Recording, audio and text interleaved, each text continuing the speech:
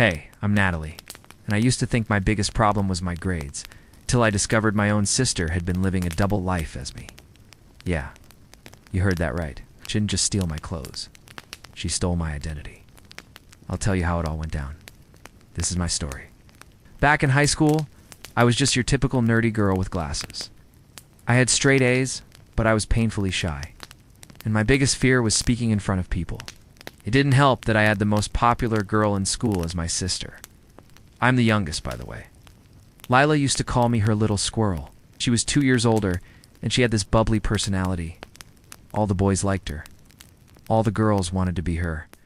She was beautiful and super smart, too. Like, seriously, she could have been valedictorian if she put in any effort. Most of the time, she barely studied and still got better grades than me.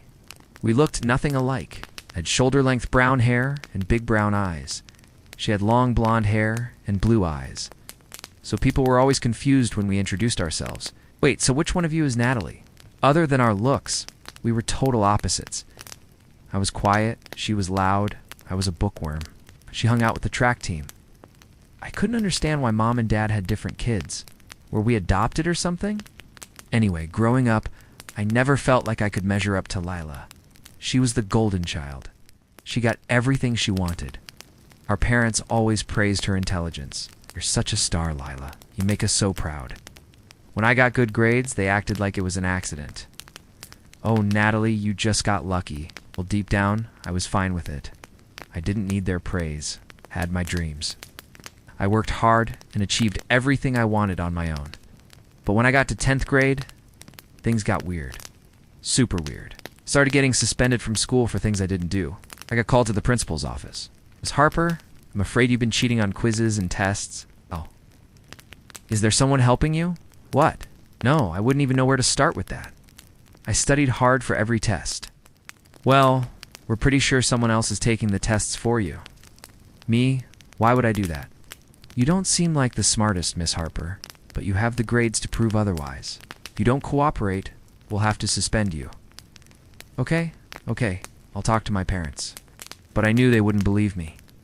Don't worry, Natalie. We'll sort it out. Uh-huh. That night, I told Mom and Dad everything. I explained that I had been cheating, and I didn't know who would do such a thing. Dad slapped my PC and sent me to my room. You're grounded.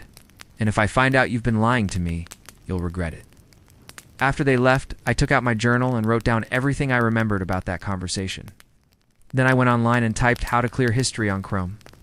The next day, I went to school and got suspended. I was so shocked. Mom and Dad didn't say a word to me. They just threw me out of the house with some money. I stayed at a friend's house until dinner time. Then I headed home. Later that week, I got suspended again. This time for skipping 3 classes and being caught with a guy.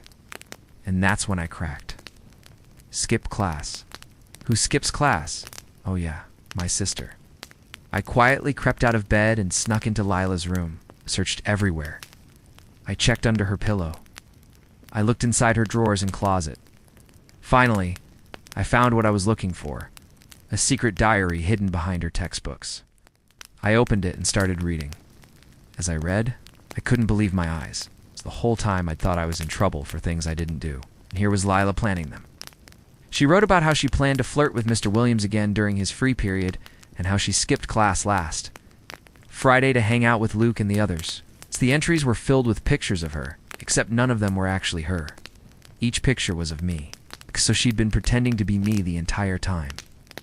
But why how? Why would she use my name to skip class and flirt with Mr. Williams? I knew Leela liked to live on the edge, but come on, did she think she'd get away with it? I followed Leela around the next few days and she kept doing it. She called me names and mocked me when she saw me watching her. She stole my extra uniform and used it to impersonate me. I couldn't take it anymore. I confronted her. Why are you pretending to be me? What does it look like? I'm having fun. But don't you wish you could break the rules once in a while? I grabbed her arm. Why did you do that? She yanked her arm back. Whatever. You're boring. No one would care anyway.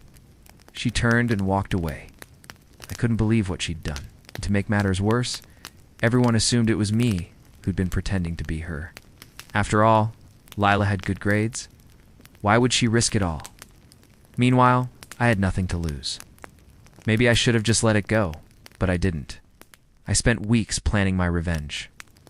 I collected screenshots of her social media posts, recorded her pretending to be me in my uniform, and made copies of her grades. Then I emailed everything to the school counselor and her college admission board. A few days later, news spread like wildfire. Lila's college revoked her admission, and she got suspended. For once in her life, she was in trouble for things she deserved. She came crying to our room, but I didn't apologize. She didn't deserve it. I told Mom and Dad everything she'd been hiding, including the pictures in her diary. They were shocked. They finally understood that Lila needed consequences, not sympathy. We're disappointed in you, Lila. It doesn't matter if Natalie has bad grades. You shouldn't have pretended to be her. She stormed out of the house and slammed the door. For months, we didn't speak. Then one day, she knocked on my door. She was crying. Natalie, I'm sorry. I just wanted to escape for a while. I didn't think anyone would notice or care. Please forgive me. I hesitated, then nodded. When it came to college applications, though, things were complicated. Lila applied to the same school as me. She begged me to withdraw, but I didn't. I'd worked too hard for this.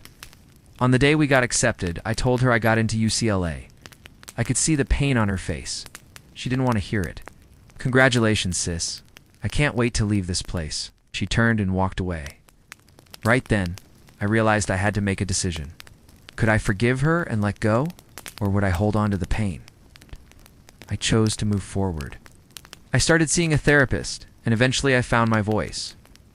I began writing stories about strong women. I shared my thoughts and feelings online, and to my surprise, it blew up. Other girls reached out to me, telling me their stories about jealous sisters and toxic friendships. Now I'm applying to colleges to study psychology. I want to help girls who feel like they've lost their identity. Used to be that girl, but now I'm back. I said, yeah, my sister stole my identity, but I took it back. And this time I'm never giving it up again. Thanks for watching. See you next time.